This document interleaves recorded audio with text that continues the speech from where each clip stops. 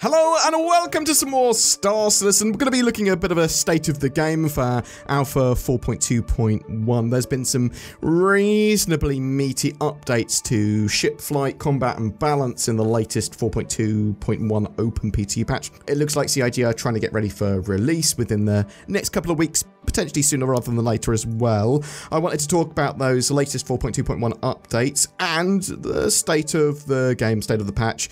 Also a couple of bits that are in the current 4.2 live build as well. So let's actually start with that. The hotfix channel is open for 4.2 live with some client-side desync and delay fixes. This will connect directly to the live environment. So if you use the hotfix branch from the drop-down menu for the launcher, you get those potential fixes and you'll still be on the live servers with your mates and progression and all that sort of stuff. So check that out. Hopefully that's solved some of the issues there. Also, there is some server maintenance planned for today, the 2nd of July at, I believe, midday, 12 UTC for an expected 3 hours. This might go some way more to fixing some of those issues, but servers will be down during that time.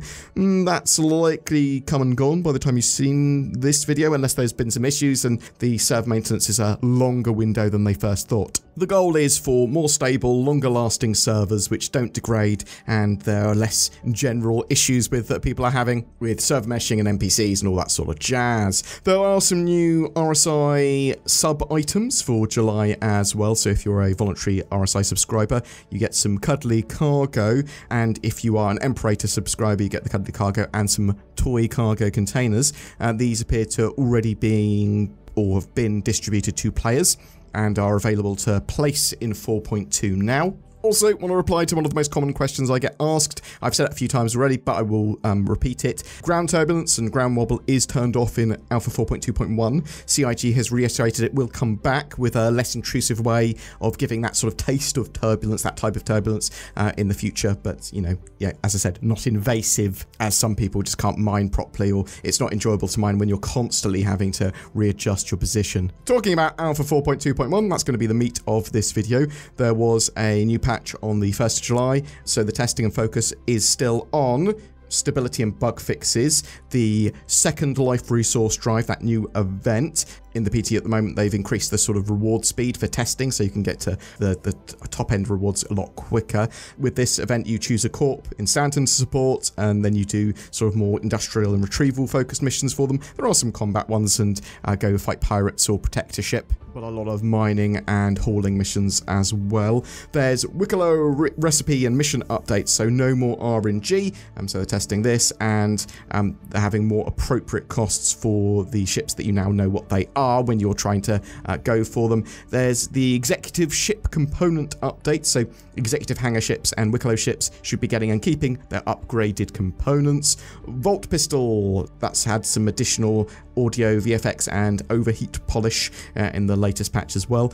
Stanton Space Station Security Forces, you've got a security response appropriate to the area of space you're in, and security ships will come and deal with you if you're a criminal or have heat on you, especially around those space stations. However, there's a couple of things that aren't ready for feedback or testing yet, and that's the new escort missions and additional player hairstyles. Yeah, focus is most of what 4.2.1 has to offer, but there's still a couple of things that they're going to add, including the RSI Meteor as well. At least that's what it looks like. But yeah, there's a ton of other bits and bobs, especially in that latest PTU patch. Station defense updates. They've increased health and damage output of size 10 station defenses, made improvements to the way they take damage to ensure the weapon never stops firing before the base is destroyed, and will now delete the weapons on destruction, so you can have less in the way of space debris everywhere and stuff that can potentially slow down servers over time. To prevent uninvited players getting aboard docked ships, technically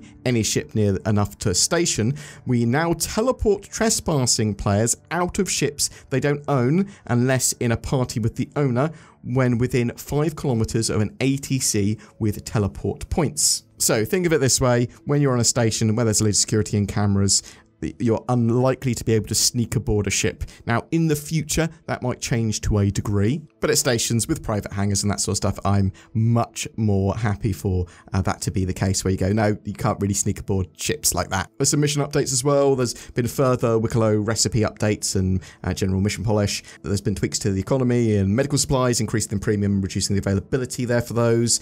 Ship flight tuning changes. So this is a big meaty change to a lot of ships. Heavy fighters and interceptors. There's been some minor rebalance and a general increase in maximum angular speed, providing improved maneuverability across all ships in these categories. So this is things like the F-8C and the Vanguard. Medium fighters and interceptors, things like the Sabre and the Hornet.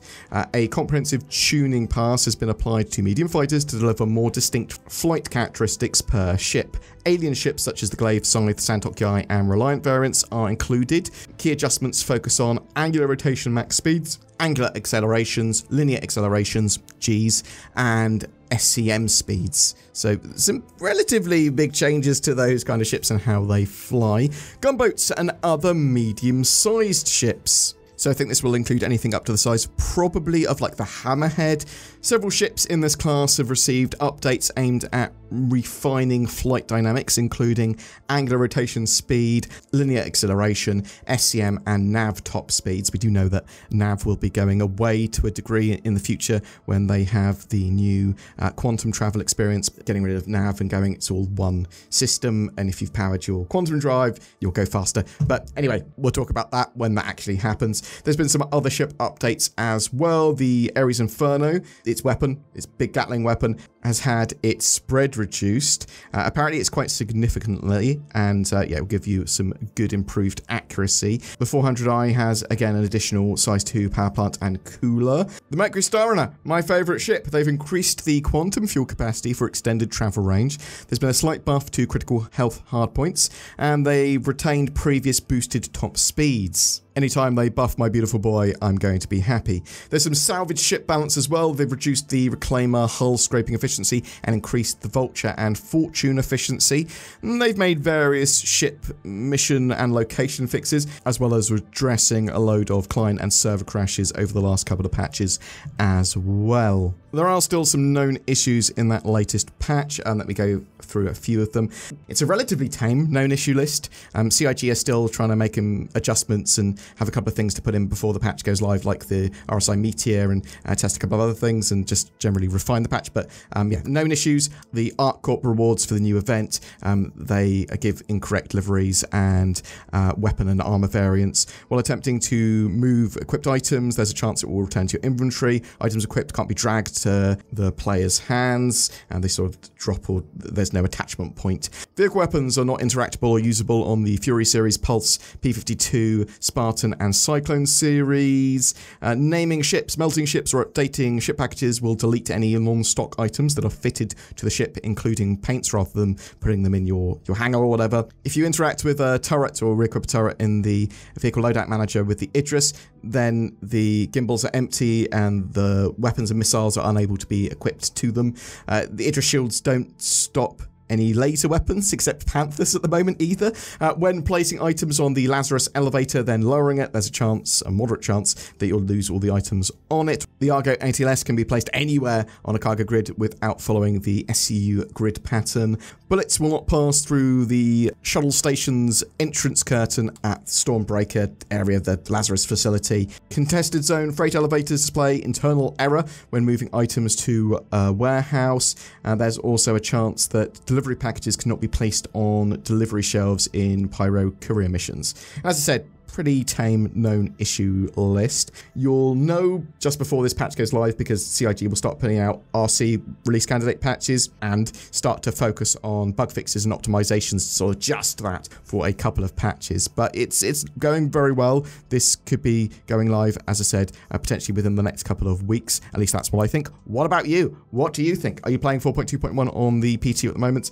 Are you really enjoying that? What are the servers like for you in 4.2 live? Are you excited for the ton of stuff that's coming for July? Because we're about to have a referral reward updates. We're going to have the Foundation Festival. We've got a load of updates with the roadmap and 4.3. CIG are going to be starting to talk about that. We've got the monthly report as well. Just all go. Loads and loads of videos coming out tomorrow about all of that stuff and potentially more later today. But as I said, tell me what you think in the comments below, and maybe check out the links to Toby Eye Tracker. That's on sale at the moment if you want some natively supported head and eye tracking in Star Citizen for really high precision gameplay. Oh, that's really cool. Something else that's pretty cool, NordVPN. Use the links down below to get some NordVPN big discounts. Oh, I love NordVPN because it's a VPN and protects me better on the interwebs.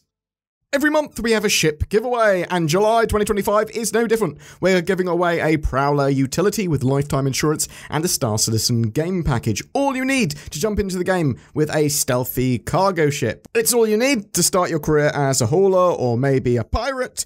Comment on any of our videos made during this month to be in for a chance of winning that.